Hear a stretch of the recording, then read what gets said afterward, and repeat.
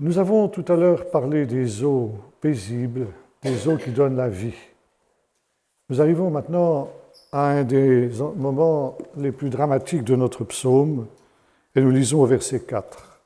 « Mais quand je marche dans la vallée de l'ombre de la mort, je ne crains aucun mal car tu es avec moi, ta houlette et ton bâton, voilà mon réconfort. » Il y a un certain nombre d'années, je prêchais sur ce psaume 23 dans un certain lieu, et à la fin de mon intervention, une personne est venue me remercier. Elle m'a dit, c'est la première fois que j'entendais parler du psaume 23 de cette manière. Parce que dans nos églises, les seuls moments où l'on parle du psaume 23, c'est pour les enterrements, à cause de ce texte sur la vallée de l'ombre de la mort. Or, nous allons voir que ce n'est absolument pas à ça que David pensait quand il a écrit cette expression « la vallée de l'ombre de la mort ». Ce n'est pas du tout quelque chose de symbolique, c'est quelque chose de très réel.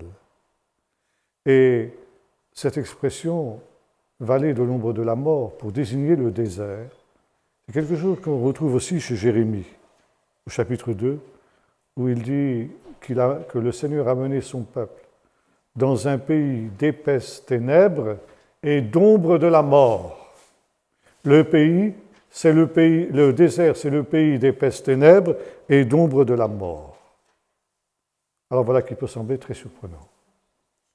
Parce que ce qui est caractéristique du désert, c'est une luminosité exceptionnelle. On a l'impression d'être un petit peu sur un champ de neige éclairé par le soleil, tellement la réverbération est forte. Comment le psalmiste peut-il qualifier le désert de pays de l'ombre de la mort? On retrouve ça aussi dans le livre de Michée. « J'ai été pour Israël un désert ou un pays d'ombre de la mort. » Alors, il y a bien une raison pour laquelle la Bible parle de cette manière-là. Eh bien, ce qui est caractéristique du désert, c'est que tout est, comment dirais-je, majoré. Le jour, la lumière est majorée d'une manière extraordinaire, mais la nuit, il en va de même. Et une des marques du désert, c'est que la nuit tombe brusquement, sans qu'on l'ait vu arriver. Et surtout l'hiver, quand il y a des nuages, que les astres sont voilés par les nuages, alors l'obscurité est véritablement totale. On est vraiment dans un pays d'épaisses ténèbres. Et par conséquent, séjourner dans le désert, voyager dans le désert, quand la nuit est tombée, à l'époque biblique en tout cas, aujourd'hui on a des voitures avec des phares et des choses comme ça, c'est pareil, mais disons, à l'époque biblique, voyager dans le désert, la nuit, quand les ténèbres sont venues, c'est véritablement très dangereux. Parce que dans le désert, il peut y avoir des précipices à pic. Et quand on arrive dessus, il est souvent trop tard, quand on marche dans les ténèbres. Et beaucoup ont laissé leurs os dans des précipices de ce type-là, parce que justement, entre autres choses, ils ont suivi les mauvais sentiers. Les mauvais sentiers peuvent conduire vers des précipices. Les gorges escarpées qui font le tour des collines, qui égarent, comme nous disions tout à l'heure, peuvent nous conduire aussi soudain à des précipices. Il y a dans les falaises du désert des grottes profondes qui peuvent aussi servir d'ailleurs de refuge pour les bannis, pour les proscrits, et qui sont relativement faciles à défendre. On sait que plus d'une fois, David s'est réfugié dans des grottes pour échapper à ses adversaires. Et par conséquent, il y a là une possibilité d'échapper à tous ceux qui cherchent à vous atteindre. Mais Jérémie 4, verset 20 nous dit ceci, « Je regarde la terre, et voici elle est informe et vide. Sa lumière, elle a disparu. » Oui, tout est atténué, la lumière même des astres est atténuée dans le désert, surtout en hiver, quand les choses peuvent prendre un tour tragique. Et l'on voit ça par exemple aussi avec l'histoire d'Élie. Pendant 3 ans, il n'était pas tombé une seule goutte d'eau sur la terre, la famine était terrible à Samarie. Et après l'affaire du Carmel, le prophète voit la pluie qui vient sous la forme d'un petit nuage, pas plus grand que comme la paume de la main. Mais en l'espace de quelques instants, ce nuage va grandir dans des proportions incroyables. Et le prophète dit à Akab, « Vite, attelle ton char, hâte-toi de rentrer chez toi, de peur que la pluie ne te surprenne. » La pluie, ça fait aussi que les chemins sont détrempés. On ne retrouve plus sa route lorsque ces pluies torrentielles tombent. Je me souviens d'une pluie qui nous avait atteint dans la région de la mer Morte, justement, avec une soudaineté, une violence incroyable. Et bien que dans une voiture moderne, où nous avions des phares et tout ce qui s'en suivait, il a fallu nous arrêter. Nous ne voyions plus à 2 mètres devant nous, on était incapable de voir la route. Il a fallu attendre que la pluie cesse, ce qui n'a pas duré longtemps d'ailleurs. Mais il a fallu s'arrêter. Par conséquent, il faut toujours se hâter d'arriver au but avant la nuit, dans le désert. Il ne faut surtout pas se laisser surprendre par la nuit. Il ne faut surtout pas risquer de tomber dans ces précipices sans fond qui sont évoqués donc, dans les textes bibliques. Et non seulement il y a ce danger des précipices, mais il y a le danger des eaux. Si Élie dit à Akab, dépêche-toi d'arriver au but, d'arriver chez toi avant que la pluie ne te surprenne, c'est parce qu'il y a des raisons. Et si la pluie peut donner la vie, on l'a vu tout à l'heure, si les eaux paisibles peuvent donner la vie, les eaux torrentielles, les eaux tumultueuses peuvent donner la mort. Il est vrai, nous l'avons vu tout à l'heure, que la rédemption finale, viendra aussi comme un torrent dans le désert, ramène aux dieux nos captifs comme des torrents dans le désert. Ça veut dire que la rédemption viendra brusquement et d'une manière irrésistible. Personne ne pourra s'opposer à la rédemption de Dieu. Mais ce n'est pas seulement la rédemption qui viendra de cette manière-là, c'est aussi le jugement de Dieu. Le jugement de Dieu viendra d'une manière soudaine, d'une manière irréversible et d'une manière irrésistible.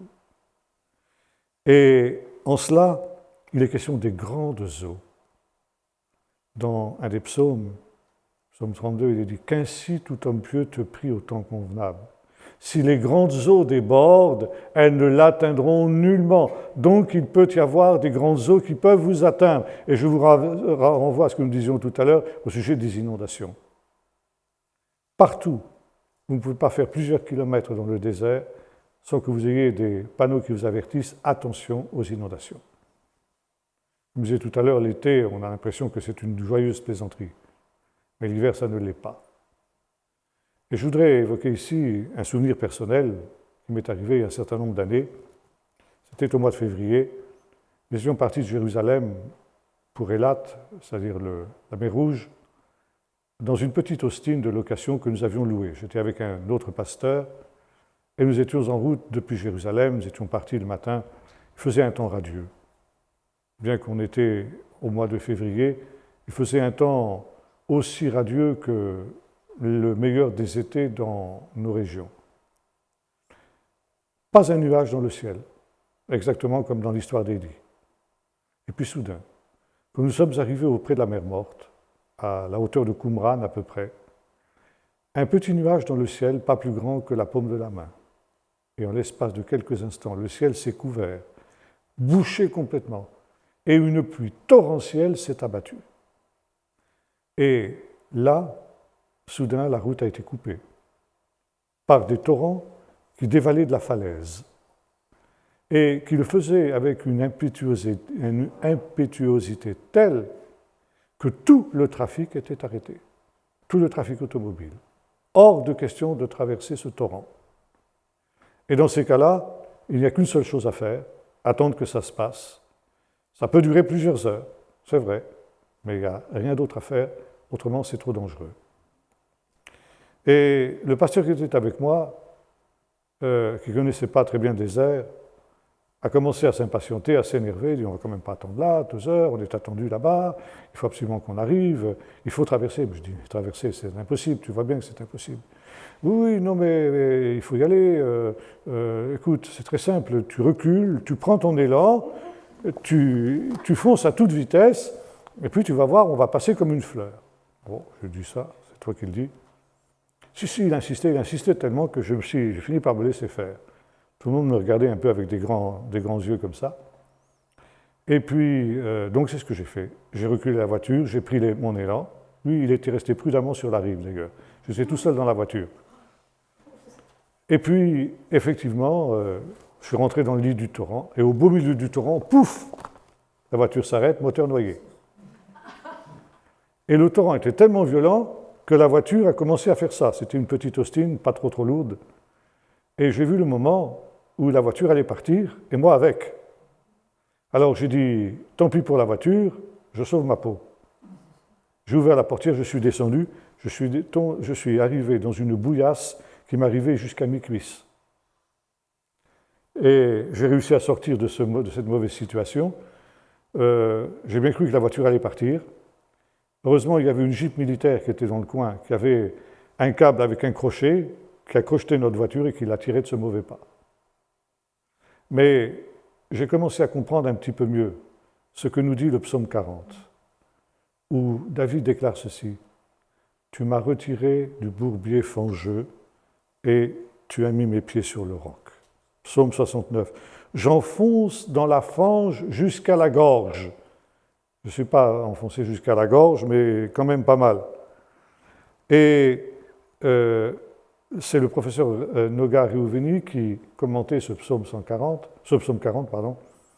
et qui racontait que lui aussi qui pourtant connaissait très très bien le désert, c'était le spécialiste du désert. Et tout ce que je vous dis là, c'est de lui que je l'ai appris. Et il racontait qu'un jour, il était en excursion dans le désert de Juda.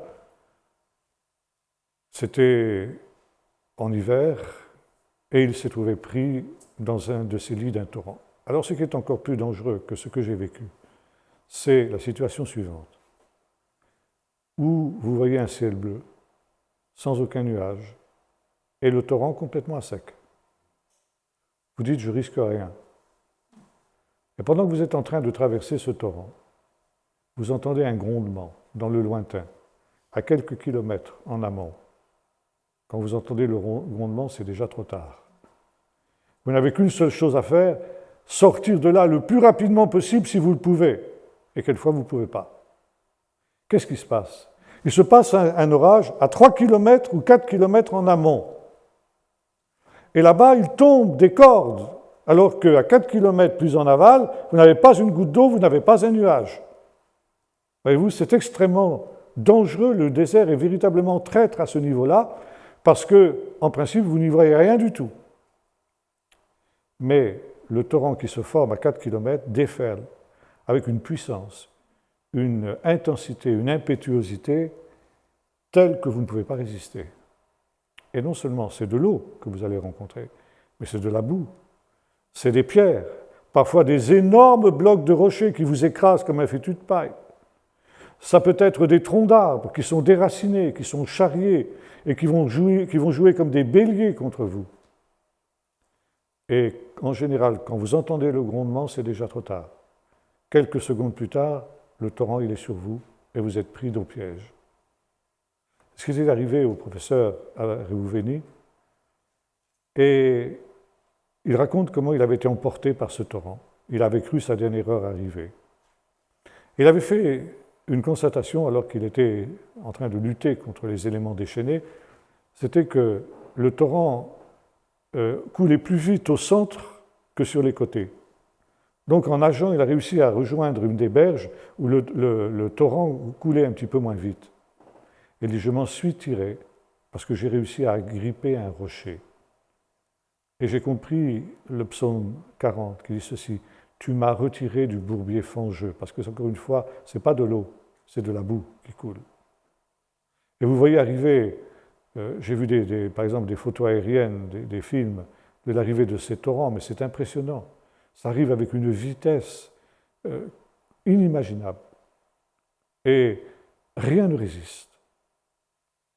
Et le psalmiste dit ceci, « Tu m'as retiré du bourbier fangeux et tu as mis mes pieds sur le roc. » Et le professeur Reuveni disait, si vous êtes pris un jour dans un torrent de ce type-là, essayez par tous les moyens d'agripper un rocher, c'est votre seule chance de salut. Un rocher. Il faut, il faut se retirer de cette situation-là.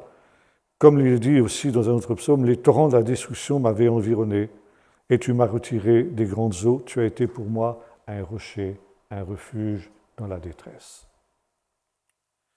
Alors, là aussi, il faut connaître un petit peu les mœurs des Bédouins, des bergers du désert.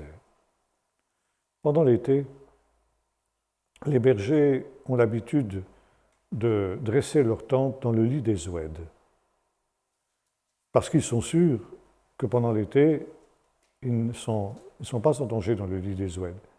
Il n'y aura pas de torrent qui va déferler, parce qu'il ne tombera pas d'eau dans tout le pays. Et pourquoi s'installe-t-on dans le lit des oueds? Parce que, comme je disais tout à l'heure, il y a toujours un peu d'humidité. Et on peut creuser des puits qui atteignent la nappe phréatique et ainsi avoir de quoi se désaltérer pendant l'été. Mais quand arrive la fin de l'été, c'est-à-dire la période de Sukkot, alors tout change. Là, on peut assister à une migration des bergers, des Bédouins. Ils vont déménager du lit des torrents pour venir s'établir sur les rochers. Ah, vous allez me dire, comment est-ce qu'on peut dresser une tente sur les rochers? Ben, on ne peut pas enfoncer des piquets dans le roc. Ce n'est pas des tentes qu'on construit pour l'hiver. Ce sont des cabanes de branchage. Et c'est la raison pour laquelle on appelle cette période la période de la fête de Sukkot. Sukkot, ce sont des cabanes. Et le peuple d'Israël était invité, comme je disais tout à l'heure, à revenir au désert et reconstruire des cabanes dans lesquelles avaient vécu ses ancêtres pendant l'hiver. Pendant l'hiver, ce sont des cabanes. Et pourquoi s'établit-on sur les rochers? Parce que l'on est sûr que sur le rocher, les torrents ne vous atteindront pas. Là, on brille. Le rocher est un abri et une forteresse. Et ce n'est pas sans raison que souvent dans la Bible, Dieu est comparé à un rocher.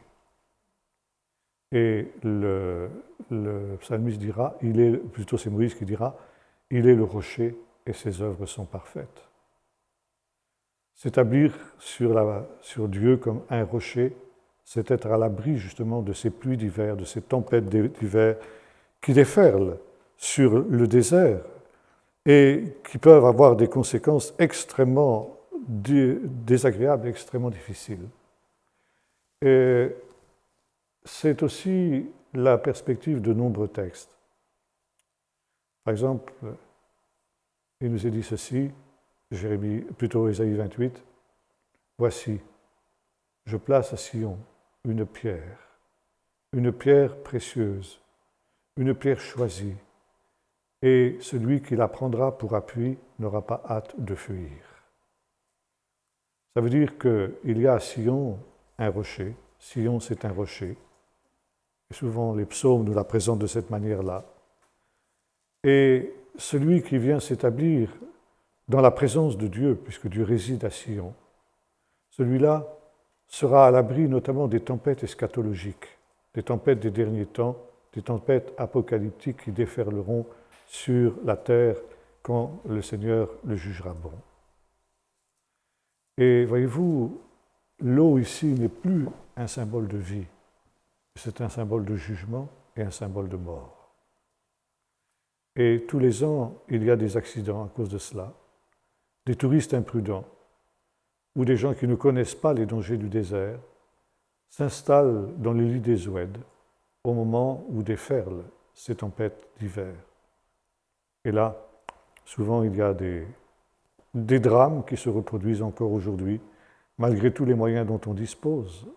Parfois, on parvient à en sauver, mais il faut pour cela mobiliser des hélicoptères. Et le seul moyen de pouvoir accéder dans ces endroits-là, c'est l'hélicoptère. Même une voiture 4x4 est emportée comme un fétu de paille dans ces cas-là. Et le rocher, donc, est un abri. Dans le livre du prophète Zacharie, on retrouve cette idée aussi au chapitre 12, où il est question de ce rocher que le Seigneur place à Sion. Ce rocher, c'est un endroit où les nations vont venir se heurter, une pierre d'achoppement, un rocher de scandale. Et voyez-vous, le rocher, il a une double fonction. Pour les justes, il est un abri. Pour les adversaires de Dieu, il est au contraire une pierre d'achoppement. Ça veut dire quelque chose d'inébranlable. Vous ne pouvez pas faire bouger un rocher, il est trop lourd. Et vous avez beau essayer d'employer toutes vos forces, c'est vous qui allez vous meurtrir. Et au temps de la fin, le prophète compare ce que sera l'assaut des nations contre Israël à un assaut insensé contre un rocher. On a beau avoir les armées les plus puissantes du monde, vous ne pourrez pas faire bouger d'un millimètre un rocher solide, établi dans le sol. C'est vous qui allez vous meurtrir. Et tous ceux qui essaieront de soulever cette pierre seront gravement meurtris, nous dit le prophète. Vous retrouvez cette idée aussi dans la parabole des deux maisons. Ceux qui écoutent la parole que je dis et la mettent en pratique sont semblables à des sages qui ont construit la maison sur le rocher. Et quand la tempête eschatologique est venue, cette maison a résisté parce qu'elle était construite sur le roc. Cette maison, cette cabane, c'était plutôt des cabanes, mais enfin, disons, elle a résisté. On a souvent utilisé cette parabole pour parler des tempêtes de la vie qui surviennent dans la vie de chaque être humain. C'est vrai, on peut le comprendre aussi de cette manière. Mais le sens premier dans lequel Jésus l'a donné, c'est parlant de la tempête finale, la tempête eschatologique, le jugement de Dieu, qui viendra avec la soudaineté de ces tempêtes d'hiver. Il sera trop tard quand on entendra le grondement du tonnerre qui se manifestera dans le lointain. C'est trop tard, le torrent, le jugement est sur vous. Et puis l'insensé, justement, c'est celui qui a construit sa maison sur le sable des oueds. Et il n'a pas réalisé que quand les tempêtes d'hiver allaient venir, eh bien sa cabane allait être emportée comme un fétu de paille. Il y a un autre texte intéressant aussi qu'on trouve dans le livre de la Genèse, quand Jacob se met en route pour Padan Aram. Il arrive dans un endroit qui s'appelle Luz, qui deviendra ensuite Bethel, et là, il prend une pierre de laquelle il fait son chevet. Et il a un rêve, il voit une échelle dont la base repose sur cette pierre et le sommet touche le ciel. Et le lendemain, quand il se réveille, il comprend que cette pierre n'est pas n'importe quelle pierre. Il dit, c'est ici la maison de Dieu, c'est ici la porte du ciel. Il va prendre cette pierre, il va l'ériger en stèle, ça veut dire qu'il va la mettre debout, et il va l'oindre d'huile, ça veut dire qu'elle devient une pierre sacrée. Et les rabbins ont commenté ce texte. Ils nous disent des choses intéressantes à ce sujet. Cette pierre, disent-ils, c'est aussi la pierre dont il est question dans le psaume 118. La pierre qu'ont rejetée ceux qui bâtissaient est devenue la pierre principale, celle de l'angle. C'est la pierre de fondement. Cette pierre, c'est la pierre du fondement du monde. C'est la première pierre que Dieu a posée. Et Jacob, quand il est arrivé, était inconscient de l'importance de cette pierre. Et son premier réflexe, ça a été de l'utiliser, puis ensuite de s'en séparer, de la jeter. La pierre qui a été rejetée par ceux qui bâtissaient. Et ce n'est qu'au travers du songe de Bethel qu'il a compris que cette pierre qu'il s'apprêtait à rejeter était en réalité une pierre précieuse aux yeux de Dieu. La pierre principale, la pierre de fondement, la pierre de l'angle. Et le Seigneur lui a montré que cette pierre était en réalité une pierre qui allait ensuite servir de fondement à toute l'œuvre de Dieu, et notamment au peuple d'Israël. Il nous est dit que cette pierre est assimilée avec Abraham. Dans le chapitre 51 du livre du prophète Ésaïe, il nous est dit ceci: « Portez les regards vers Abraham, votre père, le rocher dont vous avez été tirés. » Abraham est la première pierre sur laquelle l'œuvre de Dieu, l'œuvre de la rédemption a été fondée. Mais les explications rabbiniques nous disent que ce n'est pas simplement Abraham qui était représenté par cette pierre, mais c'était Jacob lui-même, les deux autres patriarches. Ils sont les pierres de fondement. Et sur ces pierres, il va y avoir 12 autres pierres qui vont venir s'établir, qui vont être les 12 fils de Jacob. Et à partir de là, va s'établir, va se construire le peuple d'Israël. Donc cette pierre, elle est absolument essentielle, elle est absolument capitale. Et Dieu placera au temps de la fin cette pierre à Sion. C'est la pierre dont il est question dans le livre d'Ésaïe que nous évoquions tout à l'heure. Je place aussi une pierre précieuse, rejetée par les hommes, mais précieuse aux yeux de Dieu. Et ceux qui prendront appui sur cette pierre n'auront pas hâte de fuir. Maintenant, il y a un autre détail intéressant dans cette histoire du songe de Béthel. C'est qu'après avoir reconnu l'importance de cette pierre, Jacob va l'ériger en stèle, va la dresser, et il va l'oindre d'huile. André Chouraki, dans sa traduction, a traduit de la manière suivante. Il l'a messié. Du mot messie. Il l'a messié. Il l'a ointe d'huile, ça veut dire il l'a messié. C'est le sens du mot messie, Mashiach en hébreu. Ça veut dire quelqu'un qui a été oint d'huile. Et lorsque quelqu'un a été désigné pour être roi, il était oint d'huile comme signe de l'élection divine. C'est ce que Samuel avait fait pour David, nous en avons parlé hier. Et par conséquent, cette pierre, parce qu'elle a été ointe d'huile, elle est devenue de pierre messianique. Une pierre qui est en relation avec la venue du Messie.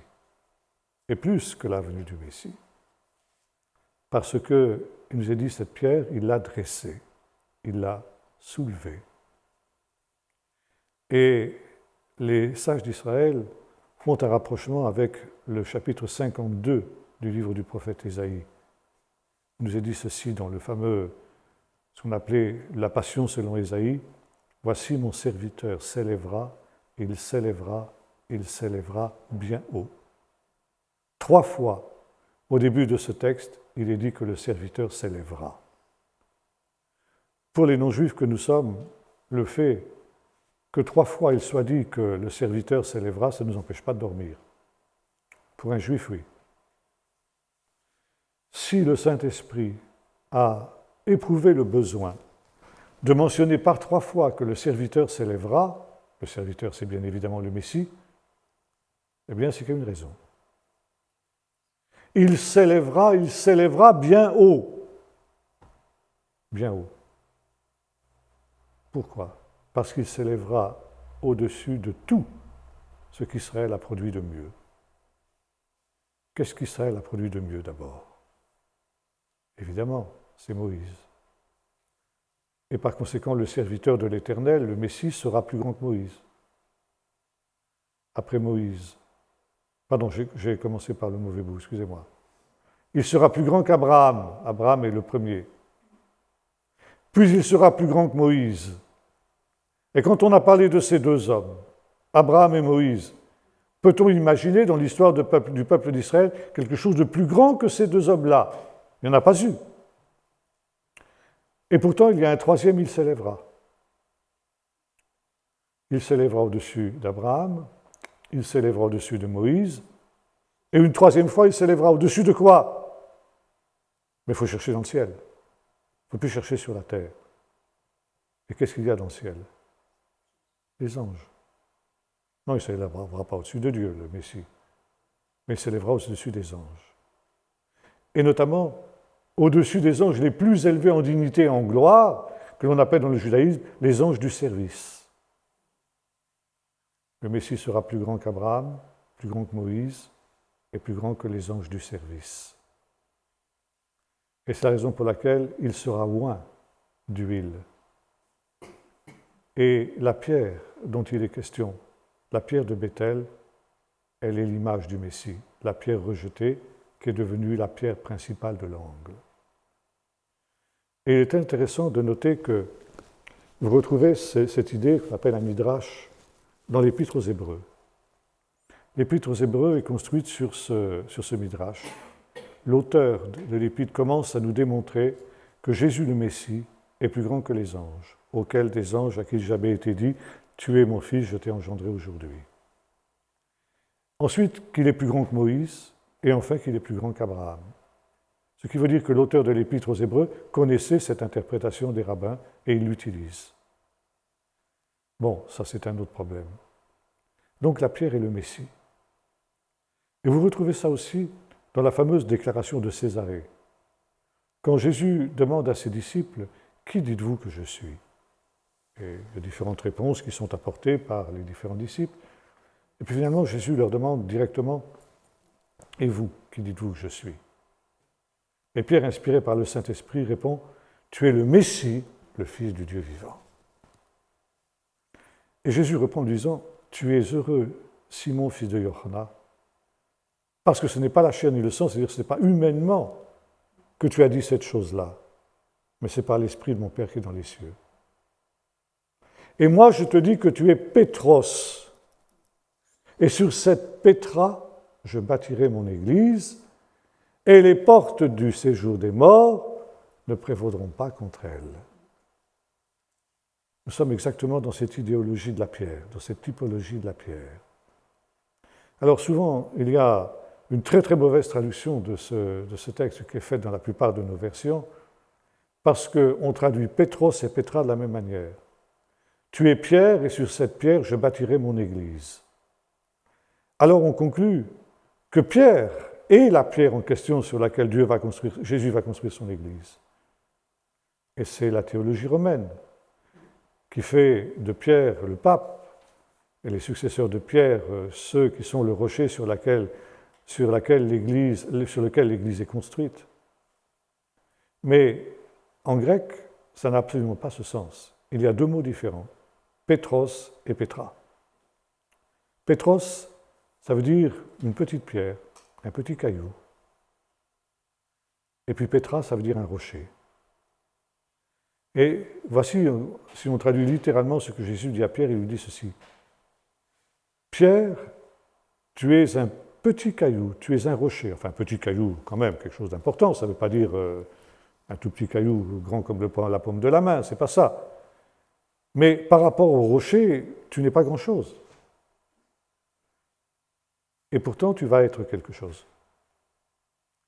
Mais tu viens de poser une pierre de fondement, une pierre précieuse, à savoir, tu as confessé que je suis le Messie, le Fils du Dieu vivant. Et le Pétra, le rocher, c'est pas toi, Pierre, c'est moi, Jésus. C'est Jésus qui est cette pierre. Pierre le confirmera d'ailleurs dans ses épîtres, quand il dira que Jésus est cette pierre, justement, citant ce texte. Et l'Église repose sur cette affirmation capitale. Jésus est le Messie, le Fils du Dieu vivant. Dans la première épître aux Corinthiens, chapitre 2, Paul reprend la même idée, disant « Personne ne peut poser un autre fondement que celui qui a été posé, à savoir Jésus-Christ. Il est cette pierre de fondement. » On appelle en hébreu ça l'Even Ashitia, la pierre fondamentale. Et après, chacun va construire dessus. Il est cette pierre de Bethel, qui a été messier. Il est cette pierre qui, au temps de la fin, deviendra cette pierre que Dieu posera à Jérusalem, sur laquelle les nations viendront se heurter en essayant de la vaincre, en essayant de la bouger. Mais sur cette pierre sera bâtie son Église. Et nous avons vu que sur la pierre de Bethel, cette pierre qui est les patriarches, Abraham, Isaac et Jacob, et le Messie aussi, bien sûr, parce qu'on arrive à cette conclusion aussi dans le judaïsme, que la pierre de Bethel, c'est le Messie. Et sur cette pierre vont être posés 12 fondements, qui sont les 12 fils de Jacob. Or, Jésus dit à Pierre, eh bien, toi aussi, tu auras un rôle à jouer dans la constitution de cette Église. Toi et tes frères, un rôle fondamental. Vous serez les fondements de cette Église aussi. 12 fondements qui seront établis sur la pierre fondamentale. Ça veut dire sur Jésus. Et Paul reprend cette idée dans la deuxième aux Corinthiens, chapitre 2, quand il dit « Vous avez été établis sur le fondement des apôtres et des prophètes, Jésus-Christ étant la pierre angulaire. » Voilà, tout est dit. Ça veut dire que les 12 apôtres, et ils sont 12, pas 13, ni 11. Il faut qu'il soit 12. Pourquoi? Parce que de la même manière qu'il y avait 12 fondements au peuple d'Israël pour la pierre de Béthel, il y a 12 fondements pour l'Église. Et les apôtres sont ceux qui nous donnent l'enseignement véritable pour l'Église de tous les lieux et pour tous les temps. Ils sont la pierre fondamentale, ils sont les fondements de l'Église. Sur cette pierre, je bâtirai mon Église, avec vous les 12, et ensuite chacun construit dessus, selon ses capacités, selon sa volonté. Il peut construire avec des matériaux précieux, de l'or, de l'argent, des pierres précieuses, ou avec des matériaux vils, du foie, du chaume et du bois. Mais tout cela flambera au dernier jour. Et Jésus ajoute une dernière chose. Les portes du séjour des morts. Ça veut dire cette tempête eschatologique qui déferlera au dernier jour ne pourra rien contre cette Église, ne pourront rien contre cette forteresse parce qu'elle sera construite sur le rocher. Mais si on construit sur un autre fondement, évidemment, tout cela sera emporté. C'est l'image des deux maisons, la maison construite sur le roc et la maison construite sur le sable. Et là, donc, nous voyons l'importance du rocher. Il est le rocher, dira Moïse, et ses œuvres sont parfaites. Alors Jésus est aussi le rocher, ce rocher de Béthel, ce rocher qui est la pierre fondamentale sur laquelle toute Église et tout chrétien se doit d'établir. Maintenant, c'est cette pierre dont il est question dans le chapitre 28. Au temps de la fin, elle sera le refuge dans la tempête apocalyptique. Et l'image ici est tout à fait parlante pour les disciples qui connaissaient évidemment toutes ces choses-là que nous ne connaissons pas. Eh bien, quand viendra le temps de la tempête, quand viendra l'hiver, et l'hiver sera marqué par l'apostasie de l'Église et du monde, le rejet des commandements de Dieu dont nous parlions ce matin. Quand viendra l'hiver, comme quand vient l'hiver dans le désert, il faudra se hâter de déménager, de sortir des lits des ouèdes, de sortir de ces étendues sablonneuses où il est très facile de planter sa tente, où c'est très agréable, on a de l'eau pendant tout l'été, mais qui à ce moment-là deviendra un endroit terriblement dangereux. Ça veut dire qu'il faut renoncer à la facilité, il faut renoncer à ce qui est agréable pour sauver sa vie. C'est la vie de chacun qui est en danger. Et de la même manière qu'au moment où vient l'hiver, les Bédouins déménagent et vont s'établir sur le rocher pour échapper à ces tempêtes d'hiver, de la même manière, il conviendra au temps de la fin de venir s'établir sur le rocher. Et le rocher, c'est qui? C'est Jésus, c'est le Messie. Et en même temps, sur le fondement des apôtres et des prophètes. Ces 12 fondements, il y a 12 apôtres comme il y avait 12 patriarches. Il y a une relation entre les deux. Et dans la Nouvelle Jérusalem, au chapitre 21 et chapitre 22 du livre de l'Apocalypse, vous retrouvez aussi les 12 portes sur lesquelles sont écrits le nom des 12 patriarches, des 12 tribus d'Israël, et à chacune de ces portes, un fondement qui est un des 12 apôtres de l'agneau, le nom d'un des 12 apôtres de l'agneau. Et Jésus dira, dans le chapitre 22 de l'Évangile de Luc, qu'au renouvellement de toutes choses, c'est-à-dire au temps de la fin, les 12 seront assis sur 12 trônes pour juger les 12 tribus d'Israël, c'est-à-dire pour être les chefs spirituels et politiques des 12 tribus d'Israël, chaque apôtre étant lié à une des 12 tribus. Et voyez-vous, au temps de la fin, les deux réalités se rejoignent, Israël et l'Église. Et elles n'en font plus qu'un. Il y a un seul rocher qui représente à la fois le peuple d'Israël racheté et l'Église qui elle aussi a été rachetée dans les mêmes conditions. Et c'est la même histoire. Les deux réalités se retrouvent dans la Nouvelle Jérusalem, dans la gloire éternelle, et participent à la victoire définitive et au triomphe de l'agneau. Alors, il y a un temps où les tempêtes du désert sont déjà visibles. Ce qui est la caractéristique des tempêtes du désert et par conséquent de la tempête finale, c'est qu'elles viennent soudainement, comme je disais tout à l'heure. et avec une impétuosité et un caractère absolument irréversible. Quand on est pris dans ces lits des Zouèdes, il est trop tard, on ne veut plus s'en tirer. Et c'est pourquoi les apôtres disaient, parlant de la tempête qui venait le jour de la Pentecôte, disaient « Sauvez-vous de cette génération perverse. N'attendez pas le dernier moment pour quitter le lit des Zouèdes et pour aller vous établir sur les rochers. C'est maintenant qu'il faut le faire, pendant qu'il en est temps. Vous aurez le temps de construire tranquillement votre maison, vous aurez le temps de prendre avec vous vos affaires. Mais si vous attendez le dernier moment, comme Lot, quand il a dû quitter Sodome, eh bien, vous échapperez peut-être, mais peut-être simplement au travers du feu. Et en tout cas, vous avez une bonne chance d'y rester. Et c'est la raison pour laquelle il est important de ne pas attendre. Quand on voit les premiers signes, alors il faut venir dans la présence de Dieu. Quand je marche dans la vallée de l'ombre de la mort, je ne crains aucun mal car tu es avec moi. Et la vallée de l'ombre de la mort, c'est effectivement cette tempête eschatologique aussi dont parle Jésus et dont parle aussi David. Encore une fois, il ne pensait pas à la mort personnelle et individuelle de chaque individu quand il disait cela, comme on le fait dans notre lecture du psaume 23, mais il le faisait dans la perspective de la tempête dernière qui devait venir. Et là, le bâton du Seigneur rassure, parce que le Seigneur est celui qui me conduit sur le rocher que je ne puis atteindre. Il est souvent trop tard pour rejoindre le rocher.